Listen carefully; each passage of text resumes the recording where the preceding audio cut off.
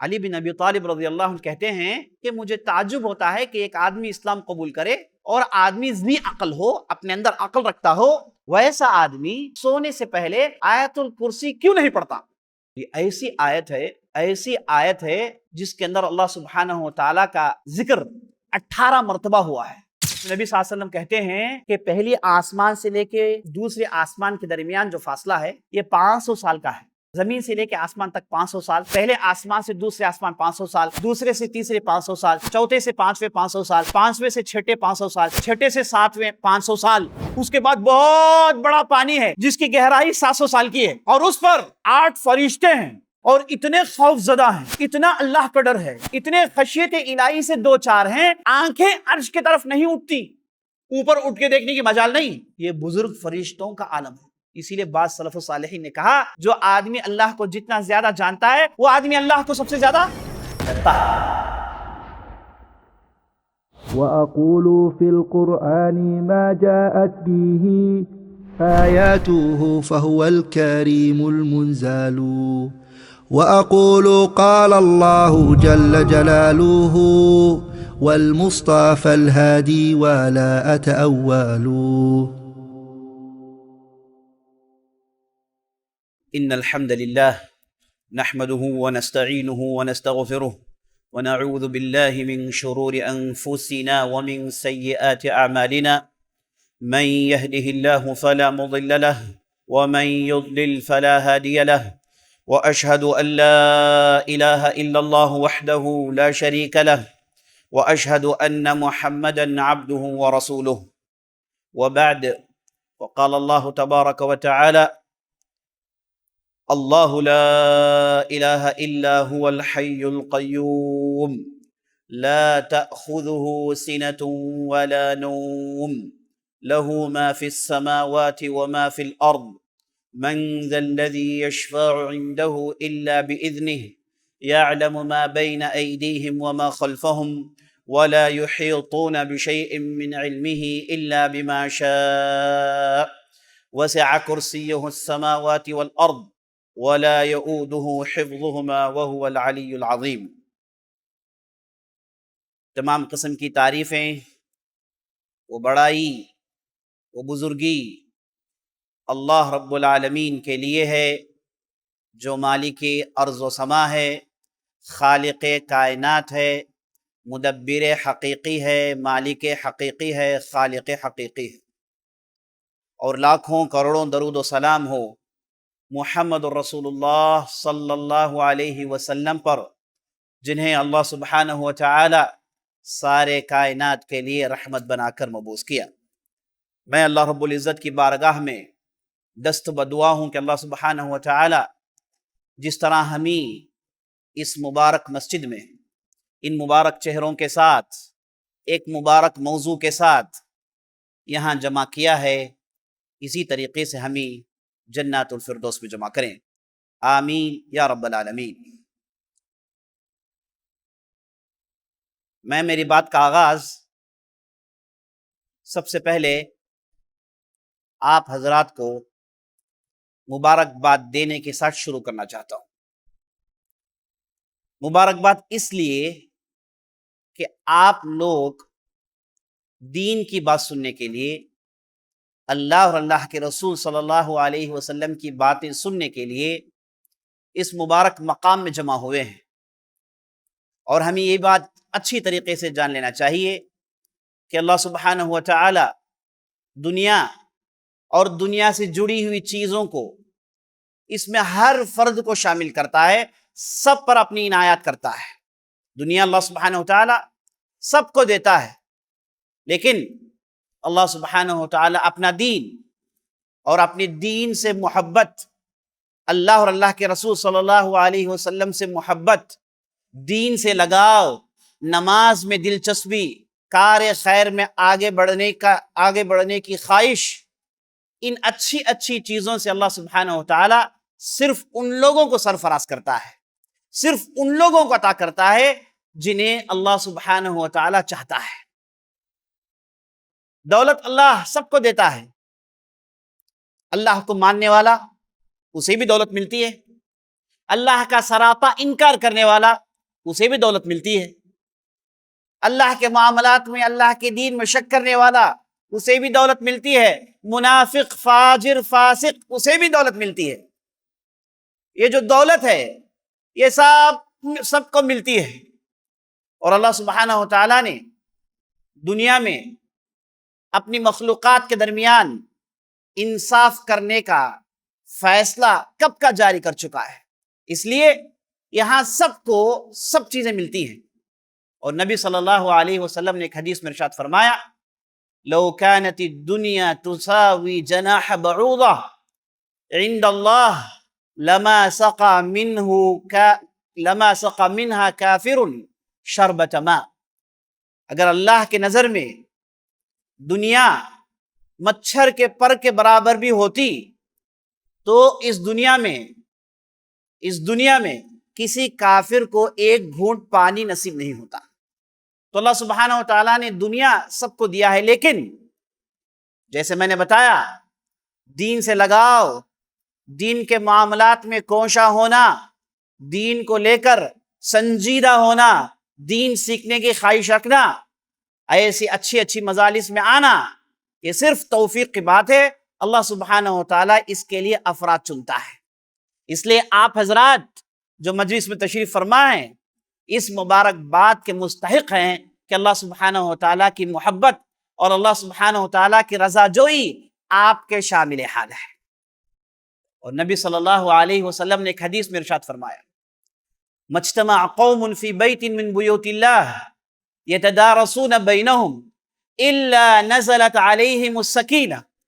اگر کوئی قوم کے افراد اللہ کی کسی مسجد میں جمع ہوتے ہیں، یتدارسون بینہم القرآن، یتدارسون بینہم کتاب اللہ، اپنے پاس اللہ کے کلام کو لے کر گفتگو کرتے ہیں، اللہ کے کلام کو سمجھنے کی کوشش کرتے ہیں، دین کی باتیں جانتے ہیں۔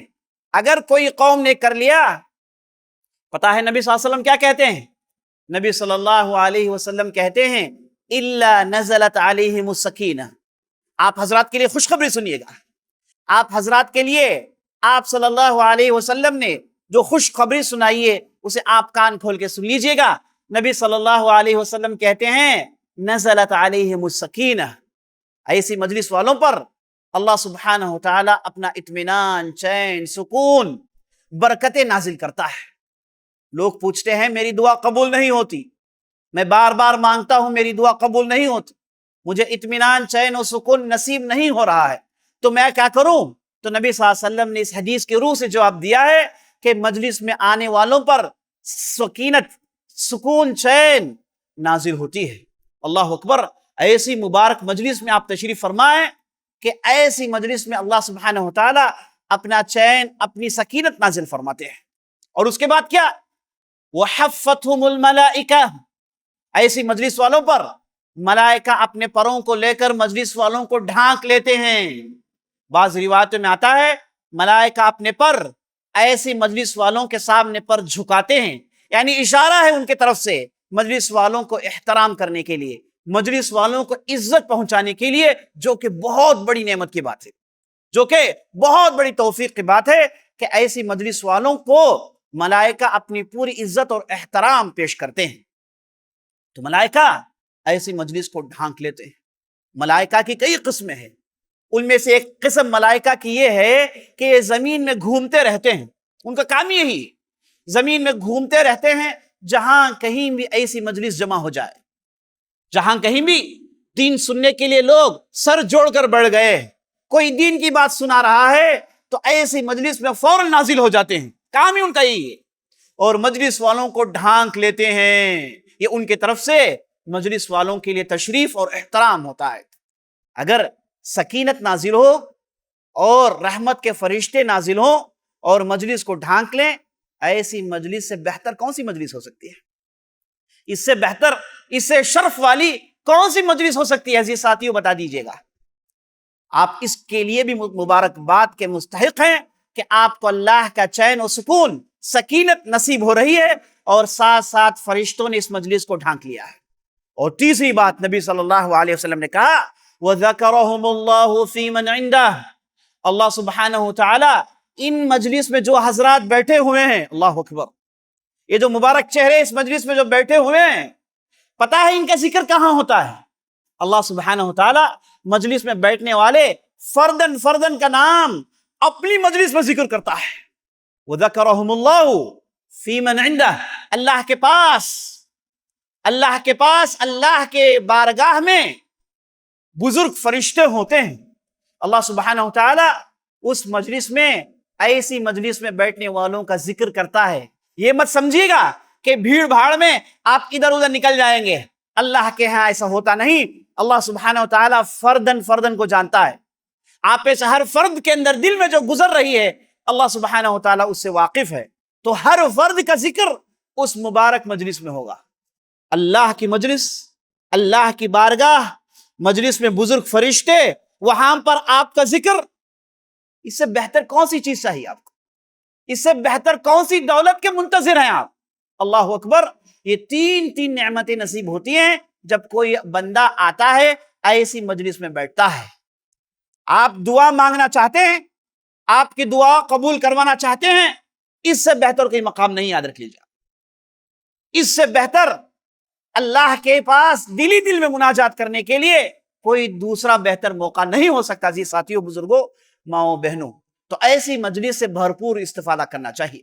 میں شکر گزار ہوں جو حضرات نے اس مبارک پروگرام کا انعقاد کرنے کے لیے پوری کوشش کی. اللہ سبحانہ وتعالیٰ انہیں ہر کروٹ میں، اور اللہ سبحانہ وتعالیٰ ان کی ہر محنت کو قبول فرمائے. ان کے آل و اولاد کو نیک، اور ان کے آل و اولاد کے اندر ڈھیر ساری برکتیں ڈالے. آمین یا رب العالمین. اللہ کی مسجد میں جمع ہو کر اللہ کی کتاب کے تعلق سے گفتگو کرنا، اللہ کی کتاب کی آیات کو پڑھنا، اس کے تعلق سے آپ نے تین نعمتوں کو سنا. اور آج ہماری اس مجلس میں بھی ہم قرآن کی ایک بہترین آیت کو لے کر آپ کے ساتھ جمع ہو رہے ہیں. اور آیت کون سی ہے؟ آیت ہے آیت الکرسی. آنے والے چند گھنٹوں میں ہم آپ کے سامنے اس آیت کی تفسیر، تشریح و توضیح پیش کرنے کی بھرپور کوشش کریں گے. تو آپ حضرات سے گزارش ہے کہ اطمینان سے بیٹھ جائیں، باتوں کو غور سے سنیں. اگر آپ ان باتوں کو نوٹ بھی کر لیتے ہیں اور گھر پہنچ کے اپنے گھر والوں کو سناتے ہیں، اپنے دوست احباب کو سناتے ہیں، ان باتوں کو دوسروں تک پہنچاتے ہیں، یہ تو سونے پر سہاگا ہے، نور علی نور ہے. تو چلیے بات کا آغاز کرتے ہیں. آیت الکرسی. ایک مرتبہ نبی صلی اللہ علیہ وسلم اپنے ایک چہیتے صحابی جن کا نام ابی بن کعب رضی اللہ عنہ، اللہ اکبر، کیسی بزرگ کا نام میرے زبان میں آ گیا، ابی بن کعب رضی اللہ عنہ. یہ وہ صحابی ہیں جنہوں نے اپنی پوری زندگی اللہ کی کتاب کو یاد کرنے، اللہ کی کتاب کی تلاوت، اللہ کی کتاب کی تفسیر جاننے میں گزار دی. اور یہ وہ صحابی ہیں جن کے پاس محمد رسول اللہ صلی اللہ علیہ وسلم اپنا حفظ پیش کیا کرتے تھے. آپ صلی اللہ علیہ وسلم ابی سے کہتے تھے کہ اے ابی، مجھے حکم ہوا ہے. کہاں سے؟ ساتوں آسمان کے اوپر سے مجھے حکم ہوا ہے کہ میں میرا حفظ، میری تلاوت تمہارے سامنے پیش کروں. تو ابی بن کعب آپ صلی اللہ علیہ وسلم کا قرآن سنتے تھے، آپ صلی اللہ علیہ وسلم ان کے پاس اپنی تلاوت سنتے تھے. اور ابی بن کعب کہتے یا رسول اللہ، کیا اللہ نے میرے پاس میرا نام لے کے قرآن سنانے کا حکم دیا؟ تو نبی صلی اللہ علیہ وسلم کہتے ہیں کہ ہاں ابی، یہ اللہ کا حکم ہے. تو ابی بن کعب زار و قطار لونے رکھتے ہیں کہ اللہ سبحانہ و تعالیٰ نے ابی بن کعب کا نام لیا تو ایسی بزرگ ہستی ہے جو آپ کے سامنے حدیث پیش کر رہے ہیں. ابی بن کعب، اللہ اکبر، نبی صلی اللہ علیہ وسلم فقط ان کے پاس قرآن نہیں سناتے تھے، بلکہ بڑے بڑے بزرگ صحابہ اپنی تلاوت کی تصحیح ان کے پاس آ کر کیا کرتے تھے. ان کے شاگرد میں کون ہے؟ زید بن ثابت رضی اللہ عنہ ہے. زید بن ثابت رضی اللہ عنہ کون ہے؟ یاد رکھ لیجئے، جب بھی آپ اللہ کی کتاب کی تلاوت کرتے ہیں، یہ مصحف کو تھام کر بیٹھتے ہیں، ان میں سے قرآن کی آیتوں کو پڑھتے ہیں تو اس میں ہر حرف کا اجر آپ کو ملنے سے پہلے زید بن ثابت کو ملتا ہے، کیونکہ اس مصحف کو جمع کرنے میں زید بن ثابت رضی اللہ عنہ کا بہت بڑا ہاتھ ہے، بلکہ انہوں نے اسے کتاب کی شکل دی۔ تو یہ ابی بن کعب کے شاگرد تھے، اتنے بلند پائے جلیل القدر صحابی گزرے ہیں ابی بن کعب رضی اللہ عنہ۔ ابی بن کعب رضی اللہ عنہ ایک مرتبہ نبی صلی اللہ علیہ وسلم کے مجلس میں بیٹھے ہوئے ہیں، تو آپ صلی اللہ علیہ وسلم نے سوال پوچھا۔ یہ آپ صلی اللہ علیہ وسلم کا طریقہ ہوتا ہے، صحابہ کے درمیان چند سوالات پوچھتے ہیں اور پھر آپ صلی اللہ علیہ وسلم اس کے جوابات دیتے ہیں، اس کے ذریعے سے لوگوں کو علم کا نور ملتا تھا۔ تو نبی صلی اللہ علیہ وسلم نے ابی بن کعب سے پوچھا، اے ابی، قرآن کی سب سے بہترین آیت کون سی ہے؟ سوال کیا تھا؟ قرآن کے اندر سب سے بہترین افضل آیہ، قرآن کے اندر سب سے بہترین آیت کون سی ہے؟ یاد رکھ لیجئے، قرآن پورے کا پورا بہتر ہے، قرآن پورے کا پورا بہترین ہے۔ اس کے اندر جو 6500 آیتیں ہیں، یہ پورے کے پورے اللہ کی طرف سے نازل کردہ ہیں، اور ہم مسلمانوں کو فخر ہے کہ اللہ سبحانہ وتعالیٰ نے ہمیں ایک کتاب نصیب کی ہے، جبکہ ہم دوسرے ادیان، دوسرے مذاہب کے لوگوں کو دیکھتے ہیں کہ ان کے پاس اپنے دین کو لے کر، اپنے عقیدے کو لے کر، اپنے مذہب کو لے کر ثابت کرنے کے لیے کوئی آسمانی چیز نہیں ہے۔ ان کے پاس جو کچھ بھی ہے بات کا لکھا ہوا ہے، تحریف شدہ ہے، لیکن ہم امت مسلمہ کی خوبی ہے کہ اللہ اکبر، یہ ایسی نعمت ہے جسے سوچ سوچ کے ہم پوری زندگی سجدے میں گزار دیں تو بھی کم ہے، کہ ہمارے درمیان اللہ کا کلام پورے کا پورا محفوظ ہے۔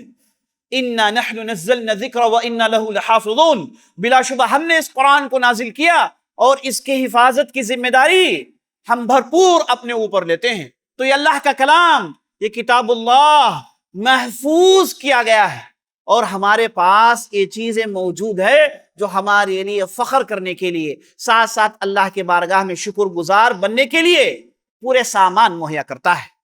تو قرآن پورے کا پورا بہترین ہے، لیکن اللہ سبحانہ وتعالیٰ نے ان میں بعض آیتوں کو فوقیت بخشی، بعض آیتوں کو اس کے پیچھے چھوڑا، جیسے سورتوں میں سورۃ الاخلاص، سورۃ البقرہ، سورۃ آل عمران، ان سورتوں کے فضائل آئے ہیں جبکہ پورے سورت بہترین ہیں۔ ویسے ساری آیتیں قرآن کی بہتر ہیں، عمدہ ہیں، اور اپنے اندر علم کا خزانہ رکھتے ہیں۔ بعض اہل علم کہتے ہیں یہ قرآن ایسی کتاب ہے جس کے اندر 350 سے زیادہ علوم کی بنیادیں اس کتاب کے اندر مذکور ہیں۔ بہت قرآن کے تعلق سے گفتگو کریں تو بہت لمبی بات ہو جائے گی، تو بات آگے بڑھاتے ہیں۔ تو یہ جو قرآن کی آیتیں ہیں، ان میں سے بعض آیتوں کو اللہ نے فضیلت بخشی ہے۔ تو وہی سوال نبی صلی اللہ علیہ وسلم یہاں ابی بن کعب سے کرتے ہیں، کہتے ہیں کہ ابی، چلو بتاؤ قرآن کے اندر سب سے بہترین آیت کون سی ہے؟ ابی بن کعب پوری عزت کو ملحوظ کرتے ہوئے، آپ صلی اللہ علیہ وسلم کا مقام، آپ صلی اللہ علیہ وسلم کے مرتبے کو مد نظر رکھتے ہوئے ابی بن کعب نے کہا، اللہ ورسولہ اعلم، اللہ اور اس کا رسول بہتر جانتا ہے۔ یہ صحابہ کا طریقہ تھا آپ صلی اللہ علیہ وسلم کے ساتھ، کیونکہ جانتے ہیں یہ سوال پوچھا اس لیے گیا ہے تاکہ بعد میں انفارمیشن دیں، بعد میں نالج شیئر کریں، اس لیے سوال پوچھا گیا ہے، یہ ایسے ہی سوال نہیں پوچھا گیا ہے۔ صحابہ جانتے تھے، اس لیے اب ابی بن کعب نے کہا، اللہ کے رسول، آپ اللہ اور آپ بہتر جانتے ہیں۔ تو نبی صلی اللہ علیہ وسلم نے کہا، اے ابی بن کعب، بتاؤ قرآن کے اندر سب سے بہترین آیت کون سی ہے؟ تو بعد میں ابی بن کعب نے کہا، اللہ کے رسول، سب سے بہترین آیت قرآن کے اندر اللہ لا الہ الا هو الحی القیوم آیت الکرسی ہے۔ جیسے ہی یہ کہنا تھا، آپ صلی اللہ علیہ وسلم اتنے خوش ہوتے ہیں، اتنے خوش ہوتے ہیں، کہتے ہیں کہ آپ صلی اللہ علیہ وسلم نے میرے سینے میں تھپکی ماری، سینے میں آپ صلی اللہ علیہ وسلم نے تھپکی ماری، یعنی یہ اشارہ ہے کہ میں آپ سے بھرپور راضی ہوں، آپ نے بہترین جواب دیا۔ گویا کہ شاباشی دینے کا ایک طریقہ تھا آپ صلی اللہ علیہ وسلم کا۔ تو آپ صلی اللہ علیہ وسلم نے ان کے سینے میں تھپکی ماری اور اس کے بعد کہا، لِيَهْنَكَ الْعِلْمُ أَبَا الْمُنذِرِ، اے ابا منذر، یہ ابی بن کعب کی کنیت تھی۔ کہا، اے ابی بن کعب، اے ابا منذر، لِيَهْنَكَ الْعِلْمُ، یہ جو تمہارے سینے میں علم ہے، اس کی مبارک بادی مجھ سے حاصل کر لیجئے گا۔ اس کی مبارکبادی مجھ سے سن لیجئے گا، تم واقعی مبارکباد کے مستحق ہو، تمہارے پاس بہترین علم ہے، تم نے جو جواب دیا ہے بہترین جواب دیا ہے۔ تو ابی بن کعب نے کہا قرآن کے اندر جو 6500 سے زیادہ آیتیں ہیں ان میں سے سب سے افضل آیت یہ آیت الکرسی ہے۔ اللہ اکبر۔ علی بن ابی طالب رضی اللہ عنہ کہتے ہیں کہ مجھے تعجب ہوتا ہے کہ ایک آدمی اسلام قبول کرے اور آدمی ذی عقل ہو، اپنے اندر عقل رکھتا ہو، ویسا آدمی سونے سے پہلے آیت الکرسی کیوں نہیں پڑھتا؟ علی بن ابی طالب کہتے ہیں عقل مند آدمی، ذی شعور آدمی سونے سے پہلے قرآن کی آیت الکرسی کیوں نہیں پڑھتا؟ مجھے بات سمجھ میں نہیں آ رہی ہے۔ علی بن ابی طالب تعجب کر رہے ہیں، یہ آیت کا مرتبہ، ایسی آیت قرآن میں ہونے کے باوجود بعض ایسے بھی لوگ ہیں اس کی تلاوت کے بغیر سو جاتے ہیں۔ اور یہ ایسی آیت ہے جس کے اندر اللہ سبحانہ و تعالیٰ کا ذکر 18 مرتبہ ہوا ہے۔ یہ ایسی عظیم آیت ہے جسے آدمی پڑھتا ہے تو بھرپور محفوظ ہو جاتا ہے، شیطان کے کوئی کرتوب اس پر چالو نہیں ہوتے، شیطان اس آدمی کو گمراہ نہیں کر سکتا۔ اس تعلق سے اس حدیث کو بھی غور سے سن لیجئے گا۔ حدیث کے راوی ہیں ابو ہریرہ رضی اللہ عنہ، ارشاد فرماتے ہیں ایک مرتبہ نبی صلی اللہ علیہ وسلم نے مجھے بیت المال کی ذمہ داری دی، کہا کہ تم بیت المال کی حراست کرو، رات میں اس کی حراست، اسے گارڈ کرو تاکہ اس میں جو مال ہے کوئی اسے چرا کر لے نہ جائے۔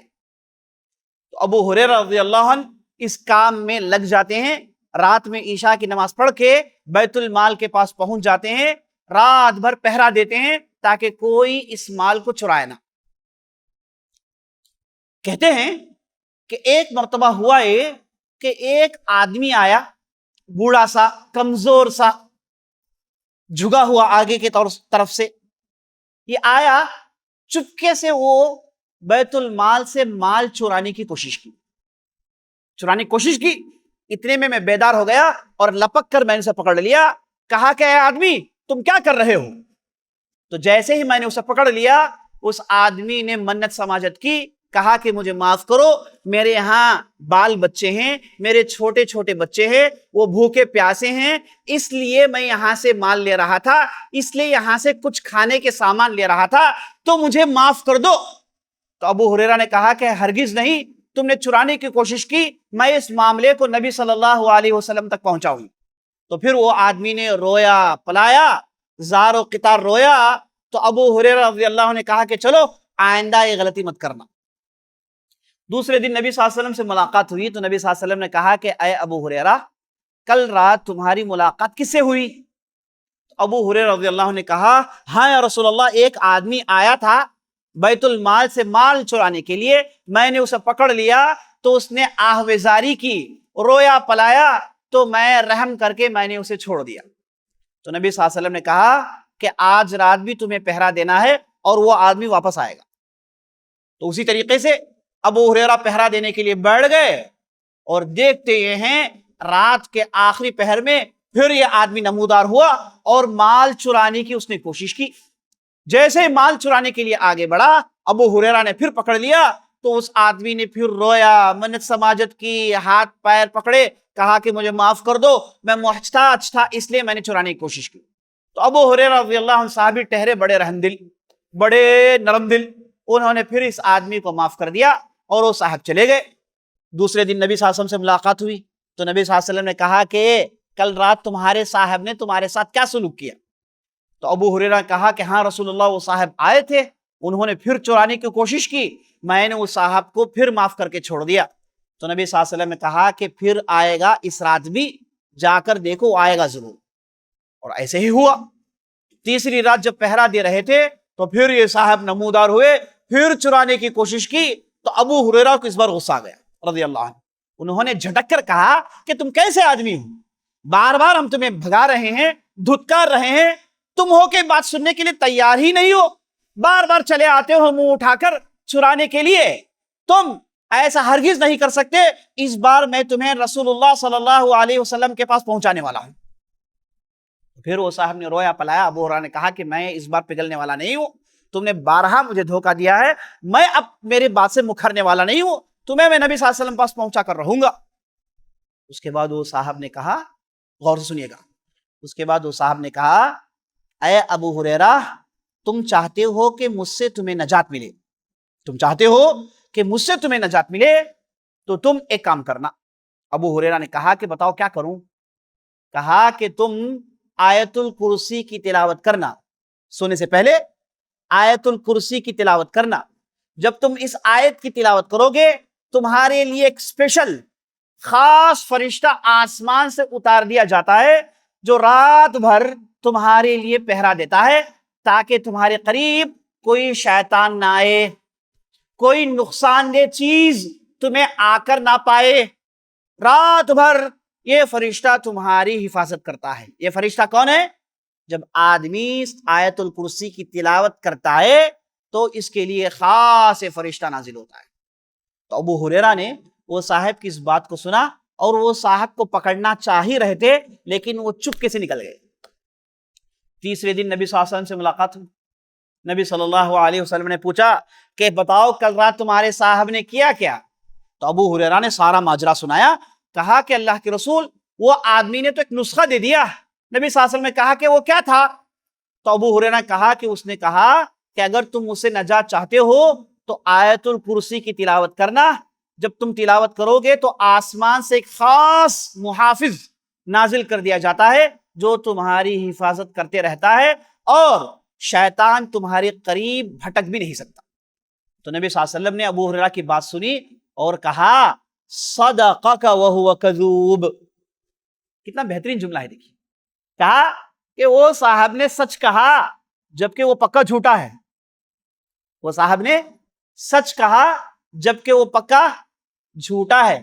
کبھی کبھار برے لوگوں سے بھی اچھے کام ہو جاتے ہیں، کبھی کبھار فاسق فاجر سے بھی بڑے اچھے کام ہو جاتے ہیں۔ یہ اللہ اس لیے کرواتا ہے تاکہ جن لوگوں کے پاس دینداری ہو وہ فخر میں ملوث نہ ہو جائیں، یہ نہ سمجھے کہ میں دیندار ہوں، سارے خیر کے کام صرف میں ہی کر سکتا ہوں۔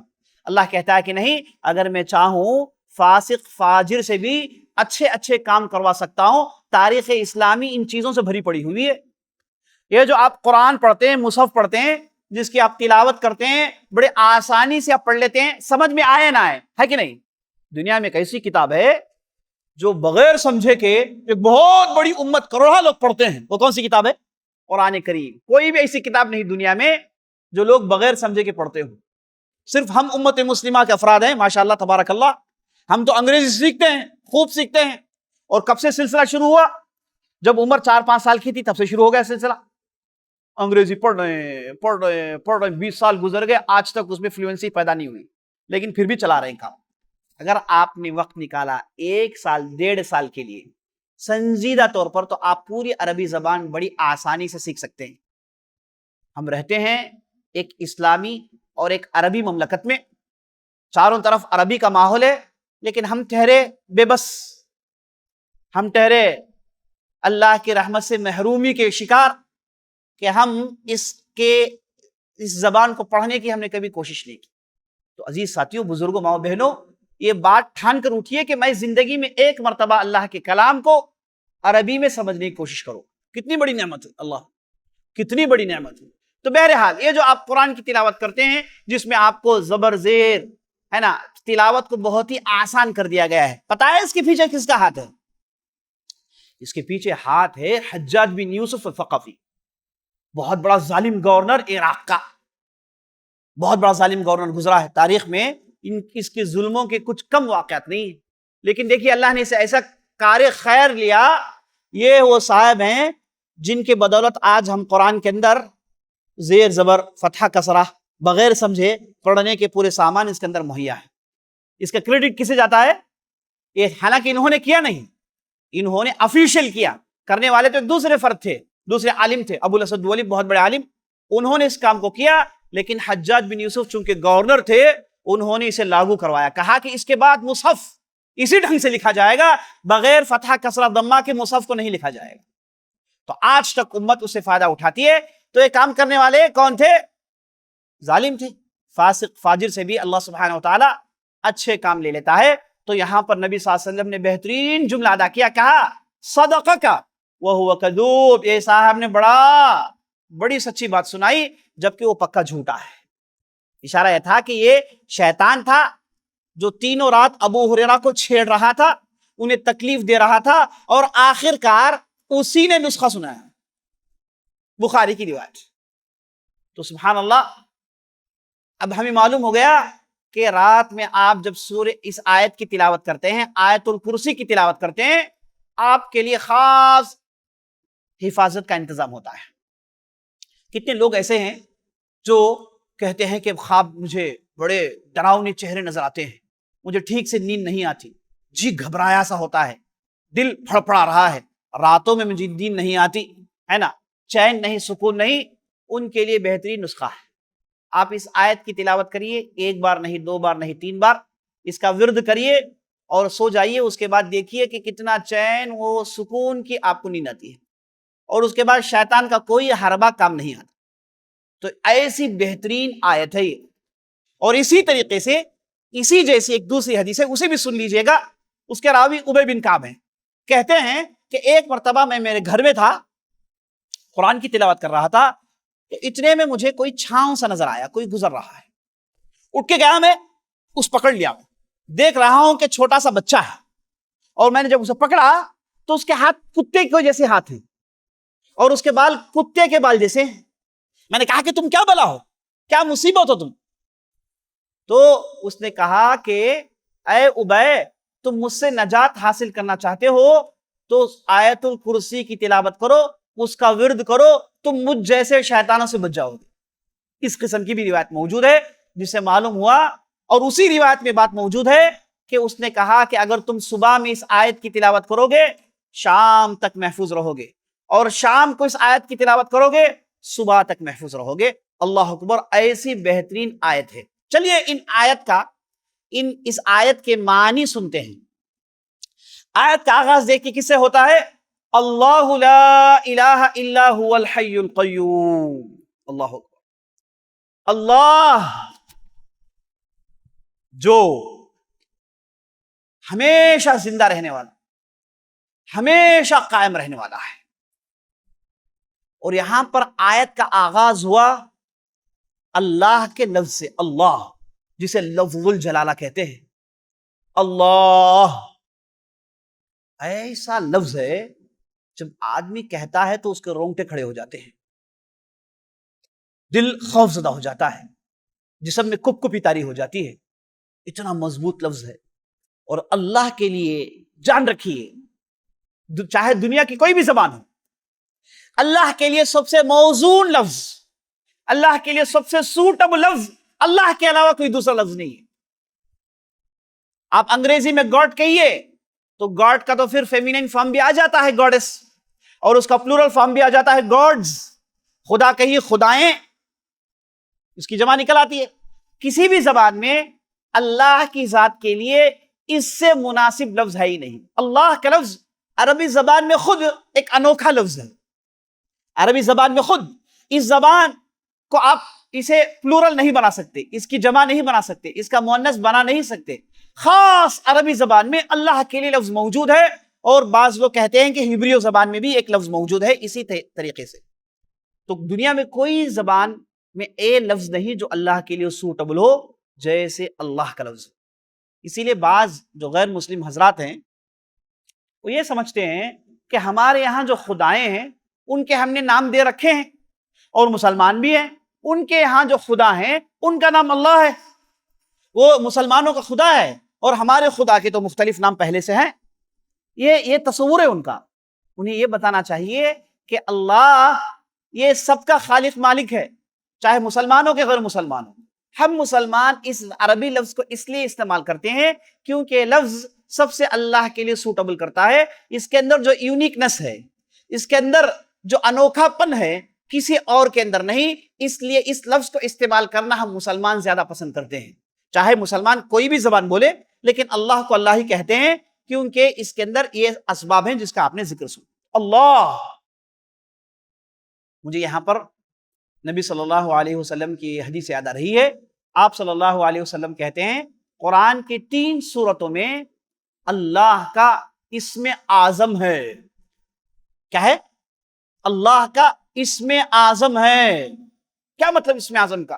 اسم اعظم کہتے ہیں اللہ کا بہت بڑا نام، اللہ کا بہت بڑا نام جسے اسم اعظم کہتے ہیں۔ اور پتہ ہے یہ اسم اعظم جو ہے اس کی کیا خوبی ہے؟ اس کی خوبی یہ ہے کہ آپ اس نام کے ذریعے سے، اس نام کے طفیل سے اللہ کے رحمت کو للکاریں گے، اللہ سے مانگیں گے تو آپ کی مانگ ضائع نہیں جاتی، آپ کی مانگ ضائع نہیں جاتی، 101% آپ کی دعا قبول ہو جاتی ہے۔ یہ ہے اللہ کا بڑا نام۔ تو نبی صلی اللہ علیہ وسلم نے کہا اللہ کا بڑا نام قرآن کی 3 سورتوں میں ہے، ایک سورہ بقرہ، ایک سورہ آل عمران اور ایک سورہ طٰہٰ۔ تو تابعین عبد الرحمن القاسم ایک ہیں، وہ کہتے ہیں کہ میں نے پورے قرآن کی تلاوت کی اور ان 3 سورتوں کی تلاوت کی تو میں نے ان 3 سورتوں میں بھی الحی القیوم کا ذکر پایا۔ سورہ آل عمران میں ہے اور سورہ طٰہٰ میں ہے اور سورہ بقرہ میں ہے۔ ان 3 سورتوں میں جو اسم اعظم مشترک ہے، ملا ہوا ہے، جڑا ہوا ہے، وہ ہے الحی القیوم۔ تو اس آیت کی روح سے بات معلوم ہوئی اسم اعظم جو اللہ کا بہت بڑا نام ہے وہ الحی القیوم ہے۔ اور بعض روایتوں میں یہ بات معلوم ہوئی کہ اللہ لفظ خود اسم اعظم ہے۔ ایک مرتبہ نبی صلی اللہ علیہ وسلم مسجد میں داخل ہوئے تو یہ دیکھتے ہیں کہ مسجد میں ایک صاحب بیٹھ کے گڑ گڑا کے زار و قطار روتے ہوئے بارگاہ یزدی میں اللہ کے رحمت کو للکار رہے ہیں۔ پتہ ہے کیا کہہ رہے ہیں؟ کہہ رہے ہیں اللہم انی اسألک بانک انت اللہ لا الہ الا انت الاحد الصمد الذی لم یلد ولم یولد ولم یکن لہ کفوا احد۔ وہ صاحب نے کہا کہ اللہ میں تجھ سے مانگتا ہوں، اس لیے مانگتا ہوں کہ تیرے سوا کوئی معبود برحق نہیں ہے، اس لیے مانگتا ہوں تو اللہ ہے۔ تو نبی صلی اللہ علیہ وسلم نے اس صاحب کو کہا اے صاحب تم نے اللہ کو اس کے بڑے نام سے پکارا ہے، تمہاری مانگ 100% پوری ہونے والی ہے۔ تو بعض روایتوں سے بات معلوم ہوا لفظ الجلالہ اللہ یہ اللہ کا بہت بڑا نام ہے، الحی القیوم اللہ، یہ دونوں میں ان تینوں کو بھی آپ جوڑ لیں، اسی کو آپ کہیں گے اسم اعظم، اللہ کا بہت بڑا نام۔ اب یہ آیت کا آغاز ہوتا ہے اللہ لا الہ الا هو الحی القیوم، اللہ وہ ہے جس کے علاوہ کوئی معبود برحق نہیں اور جو ہمیشہ زندہ رہتا ہے اور ہمیشہ قائم رہتا ہے۔ ہم مسلمانوں کے پاس ایک ایسی طاقت ہے، ایک ایسی نعمت ہے جو ساری دنیا میں کسی اور کے پاس نہیں۔ پتہ ہے کیا ہے؟ ہمارے پاس جو اللہ کی پہچان ہے، ہمارے پاس جو اللہ کو لے کر کلیئرٹی ہے، ہمارے پاس جو اللہ کو لے کر انٹروڈکشن ہے، کسی اور کے پاس نہیں ہے۔ جائیے دوسرے مذاہب میں پوچھئے خدا کون ہے، اللہ کون ہے، ان کے پاس جواب دینے کے لیے کچھ ہے ہی نہیں۔ مشرکین مکہ نبی صلی اللہ علیہ وسلم کے پاس آئے، آ کر انہوں نے کہا یا محمد انسب لنا ربک، اے محمد تمہارے رب کا قبیلہ بتاؤ، چونکہ عرب تھے، قبائل کی وہ باتیں ذہن میں پڑی ہوئی ہیں، تو انہوں نے سمجھا کہ ان کا بھی کوئی قبیلہ ہوگا، تو کہا اے محمد تمہارے رب کا قبیلہ بتاؤ۔ تو نبی صلی اللہ علیہ وسلم نے کچھ کہا نہیں۔ دوسرے دن سورۃ الاخلاص نازل ہوئی جس میں اللہ سبحانہ وتعالیٰ نے اپنا پورا انٹروڈکشن دیا۔ قرآن کے اندر اللہ نے اپنے 99 نام گنوائے ہیں۔ کتنے نام؟ 99 نیمز ہیں۔ کتنے؟ 99 نیمز۔ ہر نام اللہ کو پہچاننے کا ذریعہ ہے۔ یاد رکھ لیجئے انسان کے ذہن میں یہ طاقت، یہ قوت نہیں کہ وہ اپنے ذہن کے بل بوتے میں اللہ کو پہچان لے، نہیں ہو سکتا۔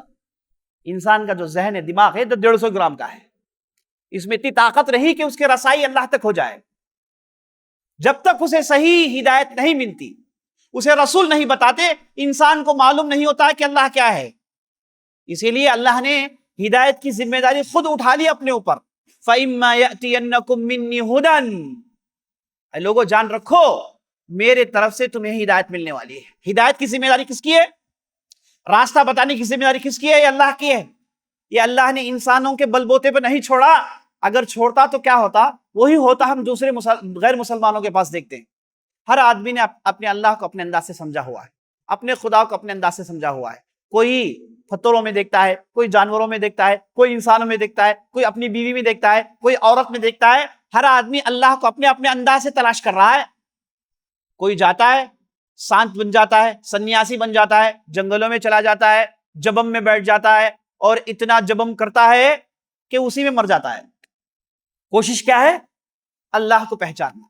تو قرآن میں اللہ نے اپنے 99 نام گنوائے, ہر نام اللہ کا انٹروڈکشن ہے. آپ جاننا چاہتے ہیں آپ کا رب کیا ہے؟ یہ نام ہے آپ کے سامنے, یہی آپ کا رب ہے, یہی اس کا ایڈریس ہے, یہی اس کا پتہ ہے جس کے لیے آپ ہمیشہ کوشاں رہتے ہیں اور جسے جاننا آپ ہمیشہ کوشش کرتے ہیں. تو اس لیے آیت الکرسی سب سے پاورفل آیت ہے, کیونکہ اس میں اللہ کا انٹروڈکشن ہے. عزیز ساتھیو, اللہ کا تعارف ہے, اللہ کی تعریف ہے, اللہ کی پہچان ہے, اللہ کی معرفت ہے. تو دیکھیے آیت کا آغاز ہوا اللہ. اچھا, اللہ کے لفظ کا معنی کیا ہے؟ اللہ کے لفظ کا معنی ہے معبود, جس کی عبادت ہوتی ہے, جس کی عبادت ہوتی ہے. اور یہی اللہ کا لفظ لا الہ میں بھی استعمال ہوا ہے, نہیں کوئی معبود, نہیں کوئی معبود برحق. اچھا, عربوں سے اگر یہ کہا جاتا کہ کہو لا رب الا اللہ تو کہہ دیتے, ان کے لیے کوئی مسئلہ نہیں تھا. اللہ کو رب کی حیثیت سے مانتے تھے, لیکن معبود کی حیثیت سے ماننے کے لیے تیار نہیں تھے. معبود کا معنی یہ ہے جس کی عبادت ہوتی ہے. تو انہوں نے کہا کہ ہم اللہ کو رب کی حیثیت سے مانتے ہیں, وہ پالن ہار ہے, دیکھ بھال کرنے والا ہے, سب کچھ صحیح ہے, لیکن عبادت بھی اسی کے لیے ہو. نہیں, ہمارے پاس تو 360 بت رکھے ہوئے ہیں, ہم سب کی عبادت کریں گے, کیوں ہم ایک ہی عبادت کریں؟ تو یہ ان کا اعتراض تھا. تو اللہ نے کہا کہ نہیں, جس رب کو تم رب مانتے ہو, جس ذات کو تم مانتے ہو کہ آسمان سے بارش برساتا ہے, کھلاتا ہے, پلاتا ہے, جلاتا ہے, مارتا ہے, پھر اٹھائے گا, یہ جو ساری طاقتیں رکھتا ہے, جسے تم مانتے ہو, یاد رکھنا اسی کی عبادت کرنا, کسی اور کے سامنے اپنے ماتھے کو مت ٹیکنا, اسی کی عبادت کرنا. اور یہ معنی ہیں اللہ کے لفظ کے اندر. اس لیے عربوں سے جب کہا گیا, مشرکین سے جب مکہ کے کہ لا الہ الا اللہ کہو, تو کہا کہ اجعل الالہۃ الہ واحدہ ان ھذا لشیء عجاب, یہ کیسی بات کہہ رہے ہیں محمد, سارے خداؤں کو چھوڑ کر یہ خدا کو مانے, یہ ممکن نہیں ہے, بڑی تعجب کی بات ہے. تو بہرحال اللہ لا الہ الا هو الحی القیوم. اچھا, ہمارا جو کلمہ ہے بڑا انوکھا ہے. شروع کس سے ہوتا ہے؟ لا الہ. لا کا مطلب عربی میں کیا ہے؟ نہیں. ہمارا کلمہ شروع ہوتا ہے نہیں سے.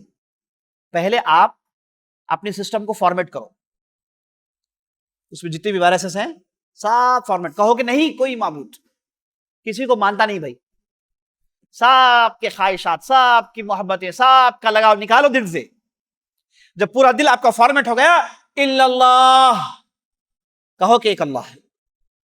جیسے آپ گھر میں جانے سے پہلے گھر کو صاف کرتے ہیں اور پھر گھر میں جاتے ہیں, ویسے آپ اپنے دل کو صاف کرتے ہیں, کہتے ہیں کہ غیر اللہ سے کوئی لگاؤ نہیں, کوئی میل ملاپ نہیں.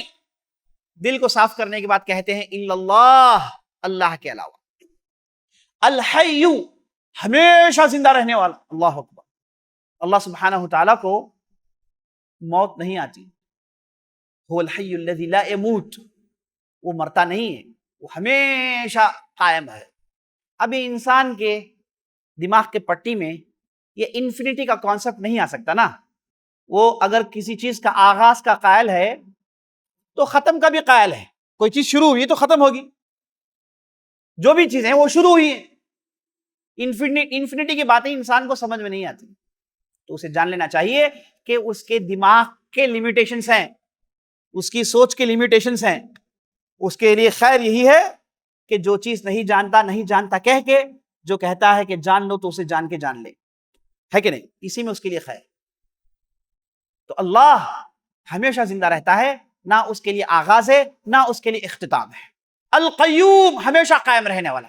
قائم رہنے والا سے مراد کیا ہے؟ وہ کسی کا محتاج نہیں. القیوم سے کا معنی کیا ہے؟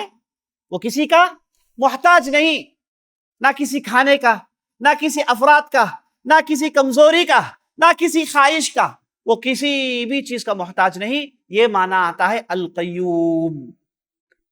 اب یہ دو صفتوں کو اور آگے اس کی تشریح کی گئی, لا تأخذہ سینۃ ولا نوم, جب وہ ہمیشہ رہتا ہے, ہمیشہ قائم رہتا ہے, نہ اسے اونگ آتی ہے نہ اسے نیند آتی ہے.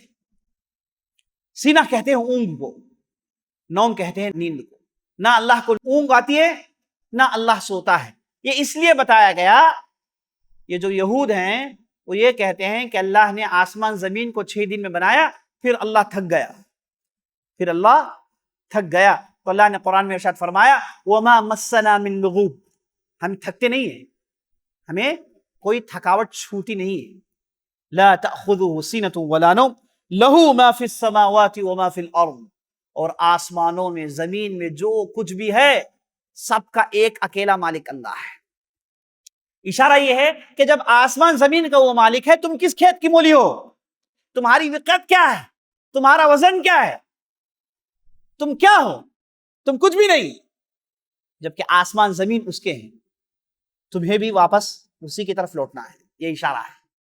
یہ کہنا کہ اللہ ہی کے لیے آسمان زمین میں ہے اور اس میں جو کچھ بھی ہے، اس میں اشارہ یہ ہے کہ تم لوگوں کو بھی واپس میرے پاس لوٹنا ہے.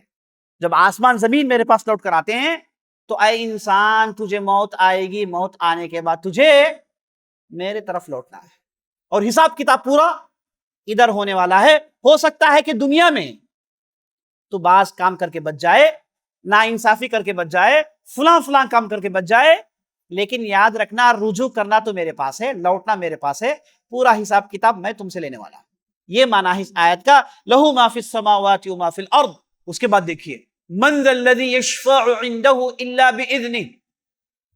جب اللہ نے کہا کہ سب کچھ اللہ کا ہے، آسمان زمین اللہ کا ہے، تو مشرکین کے پاس ایک کانسیپٹ پڑا ہوا ہے کہ اللہ کا سب کچھ ہے لیکن ہمارے پاس جو معبودات ہیں ان کے پاس بھی کچھ کم طاقت نہیں، وہ بھی سفارش کرنے کی طاقت رکھتے ہیں اور ان کی سفارش کے ذریعے سے ہم جنت حاصل کر لیں گے. ایک خطرناک مغالطہ مشرکین مکہ کے پاس تھا.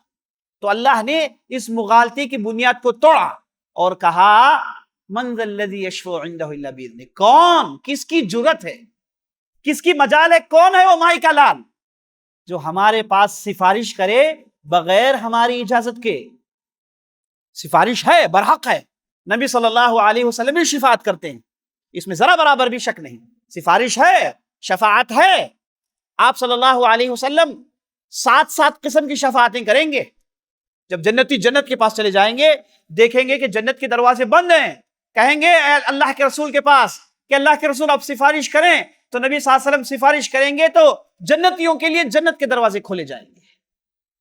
اور بہت سارے لوگوں کے معاملے اٹکے ہوئے ہوں گے، قیامت قائم ہو گیا ہوگا، ان کے معاملے اٹکے پڑے ہوئے ہوں گے، کوئی حساب کتاب نہیں، ایسے ہی نہتے کھڑے ہوئے ہوں گے.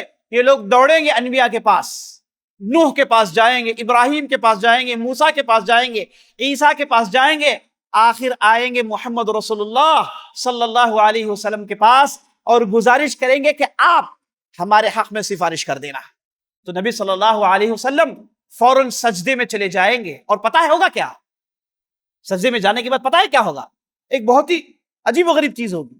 وہ یہ ہے، نبی صلی اللہ علیہ وسلم کہتے ہیں کہ اس وقت مجھے اللہ کے بعض ناموں کا علم دیا جائے گا، اس وقت مجھے اللہ کی بعض تعریف کے طریقے سکھائے جائیں گے جو دنیا میں نہیں تھے، اس وقت ہوگا.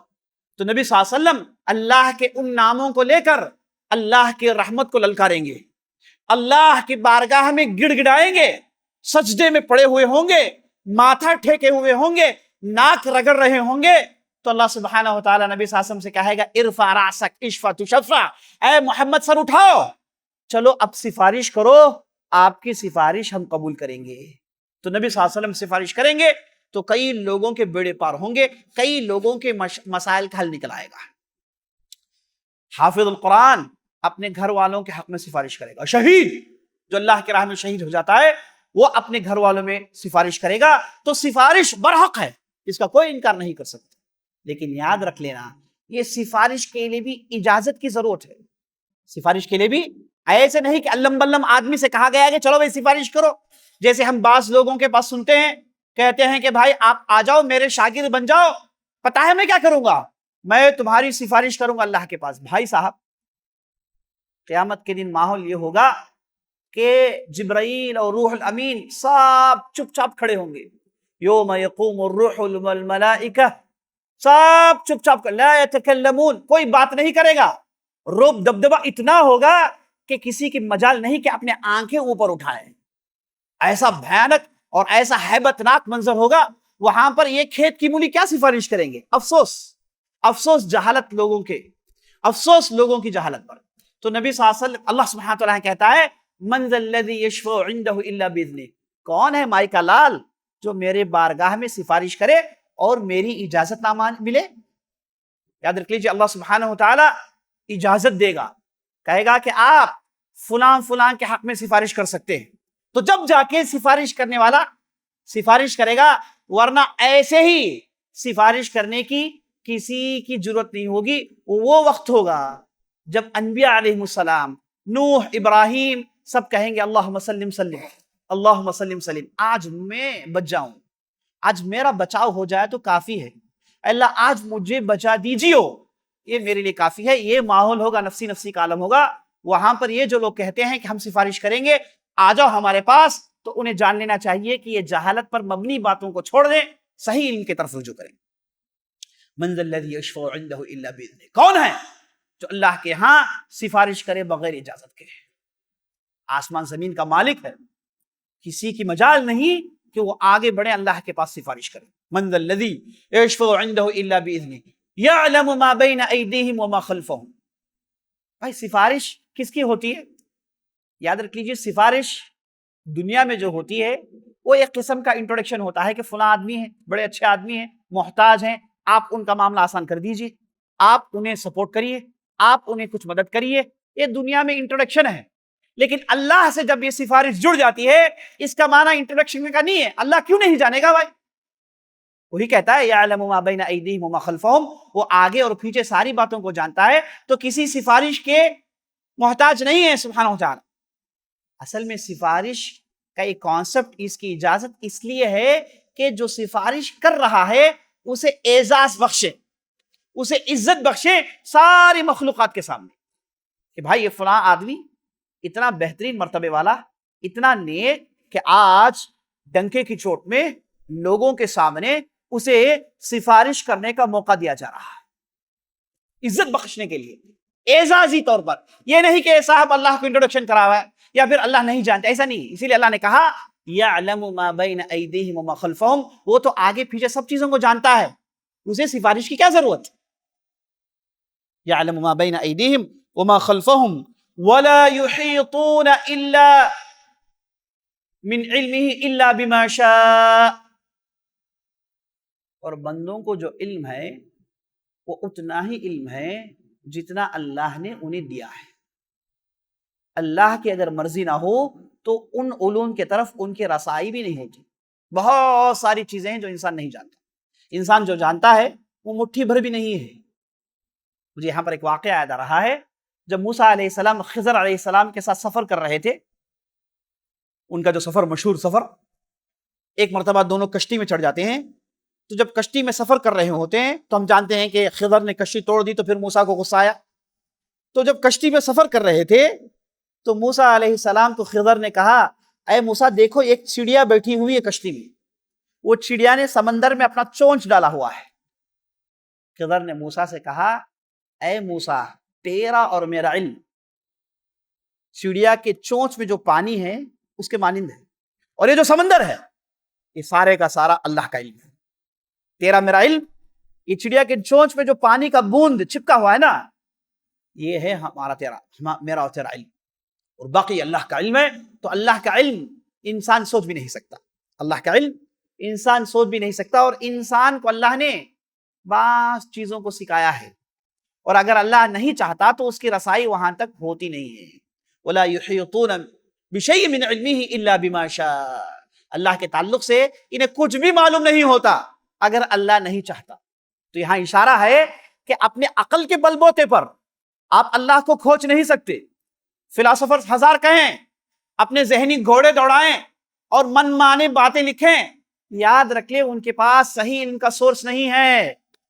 وہ اللہ کو ہرگز نہ کس پہچان سکتے ہیں. اگر اللہ کو آپ پہچاننا ہے اس کے لیے واحد ذریعہ رسول ہے، اور ہمارے رسول صلی اللہ علیہ وسلم سب سے زیادہ اللہ کا تعارف لے کر آئے ہیں. جن میں انہوں نے 99 اللہ کے ناموں کا ذکر کیا ہے. اس سے پہلے تورات انجیل میں 7-8 سے زیادہ نام نہیں ہوتے تھے. اسماء و صفات 7-8 سے زیادہ نہیں ہوتے تھے. صرف ہماری شریعت کی خوبی یہ ہے کہ 99 نام. اور آپ کو معلوم ہے کہ 99 نام کے تعلق سے نبی صلی اللہ علیہ وسلم حدیث میں کیا کہا؟ نبی صلی اللہ علیہ وسلم نے کہا کہ جس کسی نے ان 99 ناموں کو پڑھا، اس کے علم کو حاصل کیا، اسے سمجھا، اسے کا حفظ کیا، دخل الجنہ، وہ سیدھے سیدھے جنت میں چلے آتا. کیونکہ 99 نام سمجھنا، اسے یاد کرنا، اس میں قرآن نے جو انٹروڈکشن دیا ہے اللہ کو لے کر، اس کا بھرپور علم اس آدمی کے پاس آ گیا ہے. تو اس کے بعد اس کے لیے تو صرف جنت ہی ہے. وَلَا يُحِيطُونَ بِشَيْءٍ مِّنْ عِلْمِهِ إِلَّا بِمَا شَاءَ. اس آیت کی ٹکڑی کا یہ معنی ہے. وَاسِعَ كُرْسِيُّهُ السَّمَاوَاتِ وَالْأَرْضِ. اللہ اکبر، کیا بڑی بات ہے. دیکھیے اللہ کی جو کرسی ہے، ساتوں آسمان زمین میں چھائی ہوئی ہے. اور اسی کرسی کی مناسبت سے اس آیت کو آیت الکرسی کہتے ہیں. آیت الکرسی کہتے ہیں. پتا ہے یہ کرسی کیا ہے؟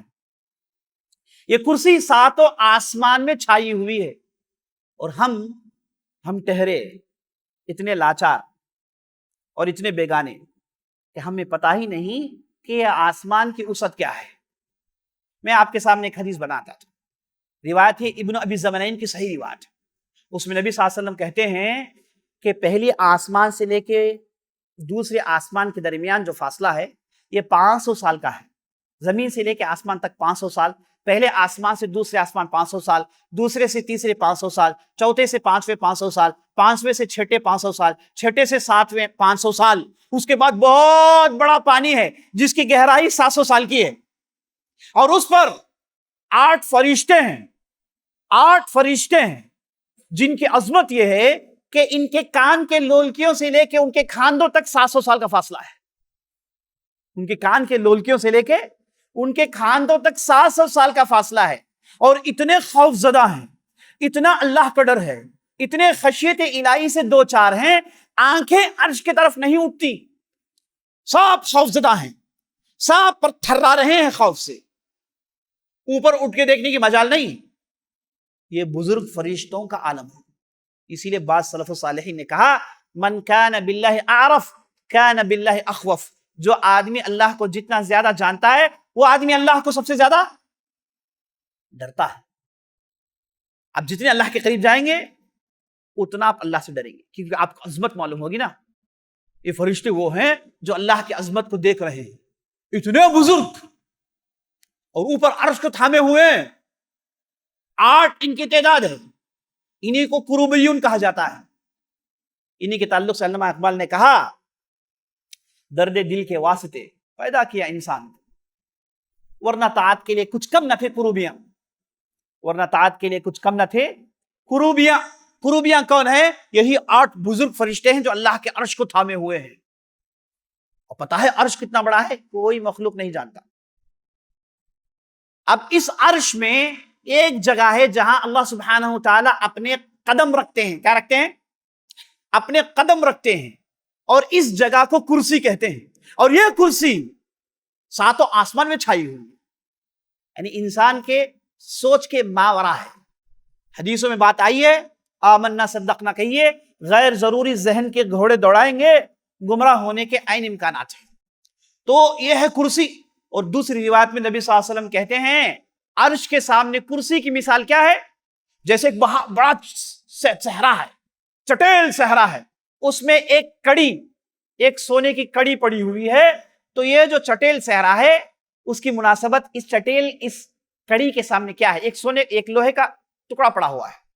پورا صحرا ہے، پورا ڈیزرٹ ہے. تو نبی صلی اللہ علیہ وسلم کہتے ہیں یہ جو ڈیزرٹ ہے اللہ کا عرش ہے، اور یہ جو لوہے کا ٹکڑا ہے یہ کرسی ہے. صرف کرسی کا یہ عالم ہے کہ ساتوں آسمان زمین میں چھایا ہوا ہے. اللہ اکبر. ہم جس اللہ کی عبادت کرتے ہیں اس کی عظمت کا اندازہ ہمیں نہیں ہے. ہم ٹھہرے پاگل لوگ. اتنا عظیم ہمارا رب، ایسی اس کی مخلوقات ہیں.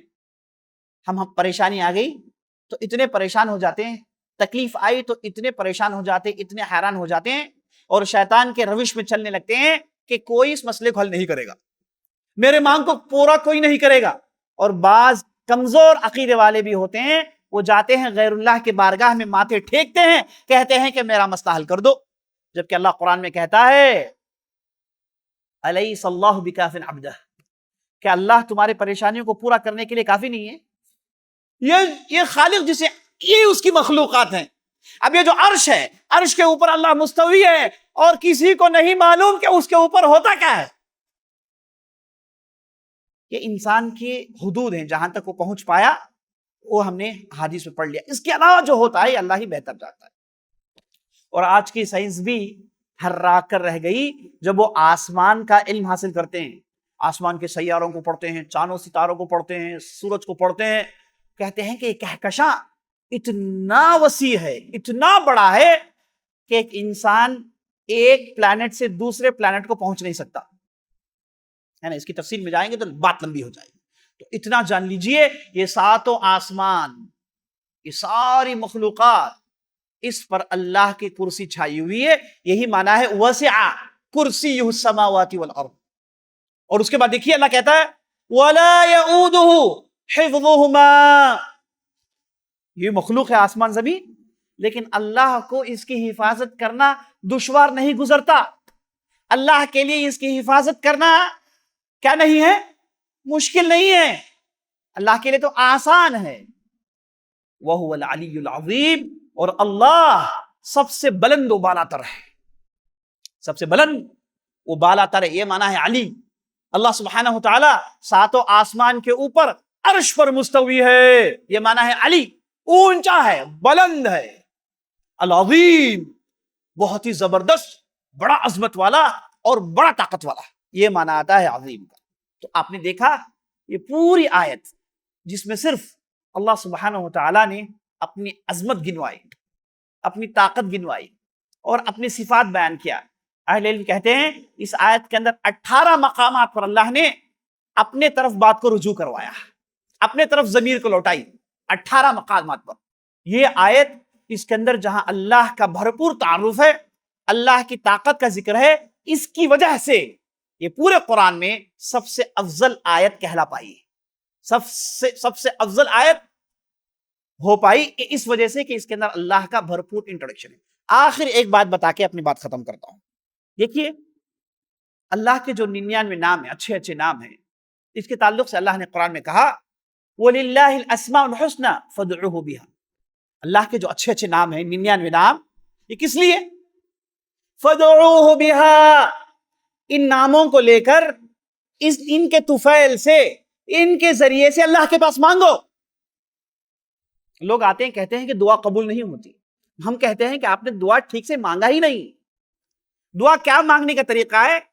دعا مانگنے کا طریقہ یہ ہے کہ سب سے پہلے آپ اللہ کی بڑائی بیان کریے، پھر محمد رسول اللہ صلی اللہ علیہ وسلم پر درود بھیجیے اور پورے وثوق کے ساتھ مانگیے اللہ کے پاس، اور اپنے مسائل کو اللہ کے ناموں کے ساتھ جوڑیے.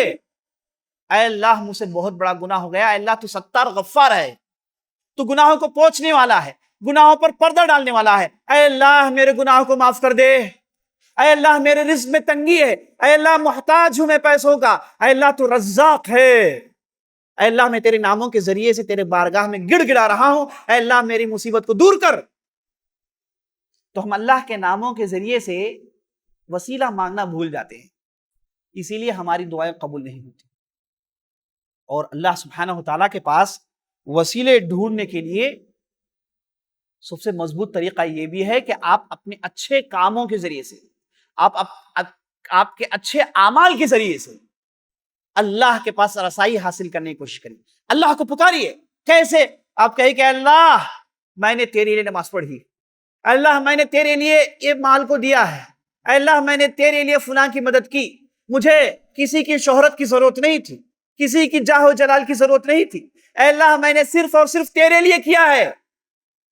اے اللہ میں اس اچھے کام کے ذریعے سے مانگتا ہوں کہ اللہ میری فلان بیماری کو دور کر دے، فلان پریشانی کو دور کر دے، فلان دقت کو دور کر دے.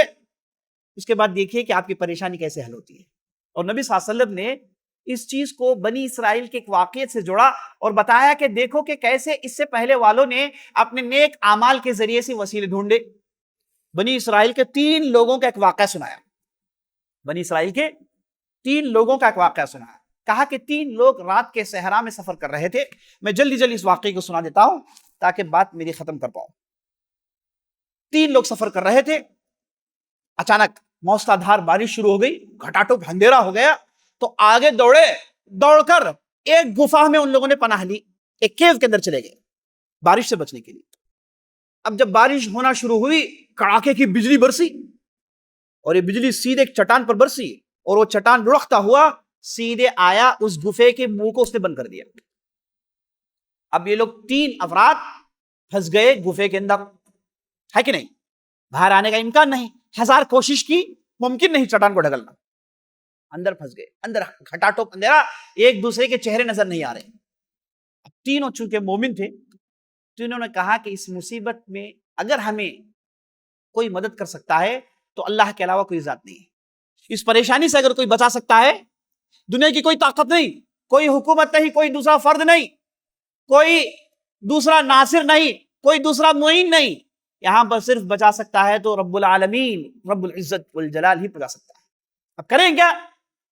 تینوں میں ایک صاحب سمجھدار تھے, انہوں نے کہا کہ بھائی میرے پاس یہ نالج ہے کہ آپ اپنے اچھے اعمال کے ذریعے سے اللہ کے رحمت کو للکاریے.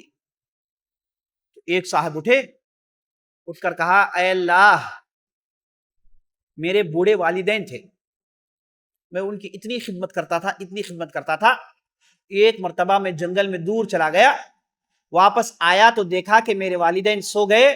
میرا وتیرہ یہ تھا کہ میں انہیں دودھ پلا کر میرے بچوں کو پلاتا, پھر ہم سب سو جاتے. لیکن اس بار ہوا کہ میں جنگل میں بہت دور چلا گیا, واپس جب پہنچا تو میرے والدین سو گئے. اب میں نے انہیں اٹھانا ضروری نہیں سمجھا, ان کے نیند کو ڈسٹرب کرنا صحیح نہیں سمجھا, تو میں ان کے پیروں کے پاس ان کے دودھ کی پیالی کو لے کر کھڑا ہو گیا. اس کے انتظار میں تھا کہ دونوں بیدار ہوں گے, دونوں کو میں دودھ پلاؤں, اس کے بعد میرے بچوں کو پلاؤں. اللہ کی قسم, میرے بچے میرے پیروں کو پکڑ کے بد بدا رہے تھے, تل ملا رہے تھے, چیخ رہے تھے, لیکن میں نے یہ گوارا نہیں کیا کہ میں میرے والدین سے پہلے میرے بچوں کو دودھ پلاؤں. اور رات بھر میں کھڑا رہا. اس کے بعد جب وہ اپنی آنکھوں کو انہوں نے کھولا تو میں نے دونوں کو دودھ پلایا, پھر میرے بچے جو سو گئے تھے انہوں نے اٹھا کر دودھ پلایا. اے اللہ, میں نے کام, اب دعا کر رہا, کہہ رہا کہ اے اللہ میں نے کام صرف تیرے لیے کیا. والدین کے ساتھ بہترین سلوک بہترین عمل میں سے ہے. وَقَضَىٰ رَبُّكَ أَلَّا تَعْبُدُوا إِلَّا إِيَّاهُ وَبِالْوَالِدَيْنِ إِحْسَانًا. لا الہ الا اللہ کے بعد والدین کے ساتھ بہترین سلوک دوسرے درجے پر ہے, بہترین عمل ہے. والدین کے ساتھ بہترین سلوک کرنا بہترین عملوں میں سے ہے. صرف والدین کی خدمت کر کے بعض لوگوں نے اپنے آپ کو اللہ کے پاس ولی بنا لیا. اویس القرنی کا واقعہ بڑا لمبا ہے. تو انہوں نے کہا کہ اللہ, میں نے میرے والدین کے ساتھ اتنا اچھا سلوک کیا, اتنی اچھی خدمت کی, کسی کو دکھانے کے لیے نہیں, ان کی دولت کے لیے نہیں, ہم تو ٹھہرے فقیر اور فقیر. اے اللہ میں نے کیا صرف اور صرف تیری رضا جوئی کے لیے, تجھے خوش کرنے کے لیے. جیسے صاحب نے دعا کی, اپنے ہاتھوں کو چھوڑا تو وہ جو چٹان تھا تھوڑا کھسک گیا, تھوڑی سی روشنی اندر آنے لگی. دوسرے صاحب اٹھ کر انہوں نے کہا کہ اللہ, میں میرے کھیت میں کام کرنے کے لیے ایک مرتبہ میں بازار گیا, ایک لیبر کو لایا اور لیبر سے میں نے کام کروائے, اور اس لیبر سے میں نے کہا کہ شام کے پڑتے میرے پاس آ کے پیسے لے جانا. اب وہ لیبر گیا کام کر کے, پھر کبھی نہیں آیا, میرے پاس اس کے پیسے رہ گئے تھے. اے اللہ تو گواہ ہے, اگر میں چاہتا تو پیسے اٹھا لیتا, کسی مائی کے لال کو نہیں, کسی کے فرشتے کو خبر نہیں. اے اللہ میں نے ان پیسوں کو اپنے پاس رکھا, پھر ان پیسوں کو بزنس میں انویسٹمنٹ کیا, پیسوں کو میں نے بزنس میں لگایا. 1 بکری سے 2 بکری, 2 سے 4, 4 سے 15, 15 سے ایک پورا ریوڑ, ایک پورے ریوڑ سے وادی بھر کی بکریاں. اللہ نے اتنی برکت ڈالی, وادی بھر کی بکریاں بن گئی. چند سال گزر گئے اور میں ان بکریوں کو بڑھا رہا تھا, میری تجارت بڑھ گئی, میرے پاس خوب پیسے آ گئے, میں کافی مالدار ہو گیا. ایک مرتبہ اچانک عصر کی نماز پڑھ کے بیٹھا ہوا ہوں, دروازے میں دستک ہو رہا ہے, تو میں لپک کے دروازے کو میں نے کھولا تو میں اس لیبر کو دیکھ رہا ہوں جو اس دن اپنے پیسے بھول کے چلا گیا تھا. اور اس نے کہا یا عبداللہ, اعطنی اجری، اے اللہ کے بندے میری اجرت دو. خدا کی قسم مجھے معلوم تھا اس کے کتنے سکے تھے. اس نے جو لیبر میں ایک دن کے لیبر میں کتنا کمائے گا آدمی، مجھے معلوم تھا کہ اس کے پیسے کتنے تھے. میں اگر پیسے دیتے تھا وہ آدمی لے کے چلے جاتا، وہ اعتراض بھی نہیں کرتا، اسے تو اتنے ہی پیسے چاہیے تھے. لیکن اے اللہ تو گواہ ہے کہ میں نے اس پیسوں کا انویسٹمنٹ کیا تو پیسوں میں اتنی برکت پڑی کہ پیسے ایک وادی بھر کے بکریاں بن گئی. اے اللہ میں نے تجھ سے ڈر کے اس صاحب سے کہا کہ چل اے اللہ کے بندے یہ دیکھ یہ وادی بھر کی بکریاں تیری ہیں، تو لے جا سکتا ہے. تو اس نے کہا اتہزأ بی، وہ صاحب نے کہا کہ اے صاحب مجھ سے مذاق کر رہے ہو؟ کہا کہ نہیں میں مذاق نہیں کر رہا، یہی سچائی ہے. اللہ اکبر. عزیز ساتھیوں نمازیوں کی کمی نہیں ہے، روزے داروں کی کمی نہیں ہے، عبادت کرنے والے اللہ کے ہیں، لیکن ان عبادتوں کے ساتھ نیک دل کے لوگ بہت ہی کم نظر آتے ہیں. صالح لوگ، اچھے انسان بہت ہی کم نظر آتے ہیں. کاش ہمارے اندر بھی ایسے لوگ ہوتے. دیکھیے کتنی سچائی. اللہ اکبر. قربان جائے اس آدمی کو، اتنی سچائی، ایسے لگ رہا ہے کہ اس کے رگ و ریشے میں سچائی بیٹھی ہوئی ہے، اس کے رگ و ریشے میں صلاحت بیٹھی ہوئی ہے. اللہ اکبر. وہ صاحب نے کہا کہ اللہ کے بندے یہ جو وادی بھر کی بکریاں ہیں یہ تمہاری ہے. اس نے کہا کہ مذاق مت کرو. اس نے کہا کہ نہیں میں مذاق نہیں کر رہا ہوں، یہی سچائی ہے، یہ بکریاں لے جاؤ. اور وہ صاحب ہچکچاتے ہوئے تل ملاتے ہوئے ان بکریوں کو لے جا رہے ہیں، پلٹ پلٹ کر دیکھ رہے ہیں کہیں مذاق تو نہیں ہو رہا ہے، کہیں پرانک تو نہیں کر رہا ہے کوئی. اور یہ صاحب لے گئے اور نظروں سے اوجھل ہو گئے. اب اس کڑاکے کی گھٹاٹوپ اندھیرے میں یہ صاحب ہاتھ اٹھائے کھڑے ہوئے ہیں، آنکھوں میں آنسو جاری ہیں، آنسوں کی چھڑیاں لگی ہوئی ہیں. اللہ اکبر. یہ بہترین طریقہ ہے آپ کی دعا قبول کروانے کا. آنکھوں سے 3 قطرے گروائیے، آپ کا مسئلہ حل. لوگ پریشان ہیں، بھاگتے رہتے ہیں لوگوں کے پاس، فلاں کے پاس گئے، فلاں کے پاس گئے، ادھر گئے ادھر گئے. بھائی 3 دن کی تہجد کی نماز پڑھیے، صرف 2 قطرے گرائیے، آپ کا مسئلہ حل، چاہے جیسا ہی مسئلہ ہو. اپنے مسئلے لوگوں کے پاس مت پیش کریے نا، ان کے پاس پیش کر کے ولولا کے تل ملا کے کچھ نہیں ملنے والا ہے. یہ لوگ کیا کریں گے؟ یہ بھی تو کمزور ہیں آپ کی طرح. اللہ سے لوگ لگائیے اور مناجات کرنے کے لیے رات کا یہ جو پہر ہے تہجد کا 3 دن اٹھیے، صرف زار و قطار روئیے، اس کے بعد آپ کے پورے مسائل حل، پورے مسائل حل. ایک بہت بڑا ظالم بادشاہ تھا، اس کا نام تھا احمد بن فرات. اس نے ایک عورت کی زمین کو ہڑپ لی.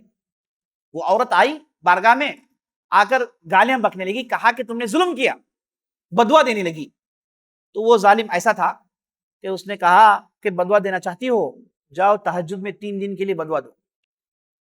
یعنی بعض لوگوں کے اندر اتنی جرأت اور اتنا تمسخر ہوتا ہے، اتنا کفر ہوتا ہے نعوذ باللہ، کہ اپنے لیے شامت خود لے آتے ہیں. اب ہوا کیا؟ یہ عورت گئی، اس نے 3 دن میں تہجد میں اپنے آنسو بھائی. چوتھے دن نہ کہ صرف یہ بلکہ اس کی پوری بادشاہت تہس نہس کر دی گئی. شام ہوتے ہوتے پوری اس کی بادشاہت ختم. ایک بہت بڑا مجاہد تھا، بہت بڑا سپہ سالار تھا. اسے لوگوں نے پوچھا کہ بھائی اتنے کارنامے کیسے؟ تو اس نے کہا کہ میرے پاس مضبوط لشکر ہے. لوگوں نے کہا کہ تمہارے پاس تو لشکر دکھتا نہیں. کہا کہ میری ماں ہے جو رات میں اٹھ کے قطرے بہاتی ہے، اس کے ذریعے سے میرے پورے معاملے حل ہو جاتے ہیں. تو رات کے پہر میں اٹھ کے دعا مانگنا. عزیز ساتھیوں تمام مسائل کا لے. تو یہ صاحب نے رویا، تو اس کے بعد دیکھا کہ چٹان اور کھسک گیا، لیکن نکل نہیں سکتے باہر. تیسرے صاحب اٹھے، اٹھ کر انہوں نے کہا کہ اے اللہ تو جانتا ہے کہ میری ایک چچا زاد بہن تھی، میں اسے محبت کرتا تھا، اسے حاصل کرنے کی پوری کوشش میں نے کی. میرے پاس دولت کی فراوانی اتنی کہ کوئی کمی نہیں تھی. میں نے بارہا کہا لیکن وہ عورت نے مانا نہیں. ایک مرتبہ ہوا یہ کہ اسے پیسوں کی ضرورت پڑی، چاروں طرف سے گھر گئی، محتاج ہوئی، میرے پاس آنا نہیں چاہتی تھی لیکن مصیبتوں نے میرے پاس پہنچا دیا. اور جب میرے پاس آئی میں نے پیسے دیے اور میں نے اسے حاصل کرنے کی کوشش کی. کہتے ہیں کہ وقت مقرر پر رات میں میں پہنچ گیا اس کے پاس، دروازہ میں نے بند کر لیا. یہ عورت محتاج، کمزور، کوئی نہیں دیکھ رہا، کوئی نہیں دیکھ رہا. مجھے کام کرنا آسان ہے، کہتے ہیں کہ میں قریب چلا گیا تو اس لڑکی نے کہا یا عبد اللہ لا تفک الخاتم الا بحقہ، اے اللہ کے بندے اللہ سے ڈر جا، تو جو کر رہا ہے وہ حلال نہیں ہے۔ کہتے ہیں کہ جیسے اس عورت نے اس جملے کو ادا کیا میرے وجود میں کڑاکے کی بجلی گری، میرے تن میں ایک کڑاکے کی بجلی کری، میں تھرا کر رہ گیا، میرا جسم لرزہ بن اندام ہو گیا، ہلنے لگا میں، اور اس کے بعد میں اے اللہ تیری ڈر کی وجہ سے اس عورت کو چھوڑ کے کمرے سے باہر نکل گیا، اے اللہ میں نے اس کار خیر کو کیا صرف تیرے لیے۔ جیسے ہی انہوں نے دعا کی، اپنے ہاتھوں کو چھوڑا، چٹان کھسک کے گر گیا، تینوں باہر آ گئے۔ نبی صلی اللہ علیہ وسلم نے بخاری کے اندر یہ پوری روایت سنائی ہے۔ تو اپنے اچھے اعمال کے ذریعے سے اللہ کو پکاریے، اللہ کے ناموں کے ذریعے سے اللہ کو پکاریے، یہی اللہ کے ناموں کا فائدہ ہے جس کا ذکر اللہ کہتا ہے وَلِلَّهِ الْأَسْمَاءُ الْحُسْنَى فَادْعُوهُ بِهَا۔ بہرحال آپ کے سامنے ہم نے اس آیت کی تفسیر پیش کرنے کی کوشش کی، بہت ساری باتیں آپ کے سامنے آئی۔ اللہ سبحانہ و تعالیٰ سے ہم دعا کرتے ہیں کہ اللہ سبحانہ و تعالیٰ ہم نے جو بھی کہا جو بھی سنا اس کے مطابق عمل کرنے کی توفیق بخشے۔ اللہ سبحانہ و تعالیٰ سے دعا کرتے ہیں کہ اللہ سبحانہ و تعالیٰ جو بھی حضرات ادھر شامل ہوئے ہیں اللہ سبحانہ و تعالیٰ ان کے مسائل کو آسان کرے، ان کے پریشانی کو دور کریں، ان میں سے جو محتاج ہیں ان کے حاجت کو پوری کریں، ان میں سے جو بیمار ہیں اللہ ان کی بیماری کو دور کریں، اے اللہ ان میں سے جو پیسوں کے محتاج ہیں اللہ ان کے پیسوں کی محتاجی کو دور کریں، اے اللہ ان کے اگر کوئی لڑکی ہے کوئی لڑکا ہے جس کی شادیاں نہیں ہو رہے تو اللہ ان کی شادیوں کو آسان کرے، دوسرے دیگر مسائل کو آسان کرے، آمین یا رب العالمین۔ آخر میں شکر گزار ہوں اس بابرکت امارات کا اور یہاں کے جو حکام ہیں ان کا میں شکر گزار ہوں جو بہترین موقع فراہم کرتے ہیں دین کی باتیں سنانے کے لیے، اور اس دبئی کے حاکم کا بھی میں شکر گزار ہوں۔ اللہ سبحانہ و تعالیٰ ان کے یہاں برکت ڈالے اور ان کی حفاظت کریں اور ان کے ذریعے سے اور کار خیر لیتے رہیں، دین کا کام لیتے رہیں، آمین یا رب العالمین۔ ھذا باللہ توفیق وصلی اللہ علی نبینا محمد وعلی آلہ وصحبہ اجمعین۔